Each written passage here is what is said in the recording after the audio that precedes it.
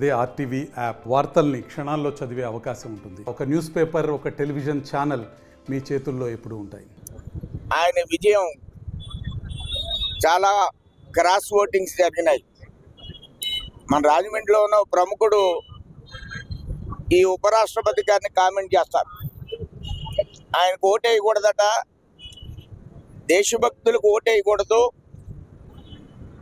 సామాన్యులు చంపుతున్న నక్సలైట్లకి అనుగుణంగా తీర్పిచ్చిన వ్యక్తులకు ఓటేయాలని ఆయన సెలవిస్తారు. ఆర్ఎస్ఎస్ అనేది ఒక ఫాసిస్ట్ సంస్థగా నేను భావిస్తున్నాననే అభిప్రాయాన్ని ఆయన ఎప్పుడు వ్యక్తం చేస్తూ ఉంటారు. దేశభక్తి ఆర్ఎస్ఎస్ గురించి మరొకసారి ఆయన నోటుకొచ్చినట్లు మాట్లాడటం తగదని నేను ఈ సందర్భంగా తెలియజేస్తున్నాను. ఆర్ఎస్ఎస్ మీద బహిరంగంగా చర్చకి సిద్ధంగా ఉన్నాం.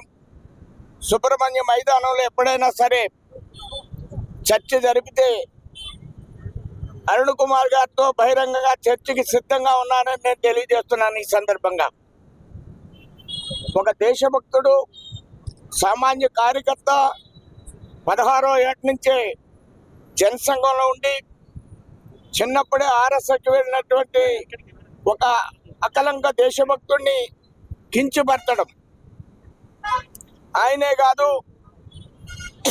దీనికి అనుగుణంగా అనేక పార్టీలు ఓట్లేసినాయి. మన రాష్ట్ర కాంగ్రెస్ పార్టీ అధ్యక్షురాలు కూడా ఆవిడ వాళ్ళ అన్నయ్యని మాట్లాడుద్ది, అలానే తెలుగుదేశాన్ని, జనసేనని కూడా మాట్లాడుతూ ఉంది. ఆవిడకి ఆస్తులో కానీ వాటా ఇచ్చేస్తే జగన్మోహన్ రెడ్డి ఎవరిని తిట్టకుండా ఆయన వెనకాలే ఉండేది.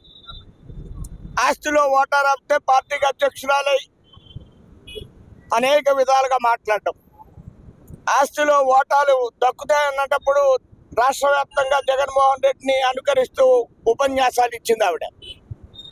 ఈవేళ తగాదాలు వస్తే దేశభక్తి గురించి మాట్లాడటం, తగాదాలు వస్తే హత్యల గురించి మాట్లాడటం, ఇలాంటి ప్రకటనలు రాష్ట్రపతి యొక్క ఎన్నికల సందర్భంలో ప్రకటించడానికి అర్హులు కాదని నేను భావిస్తున్నాను.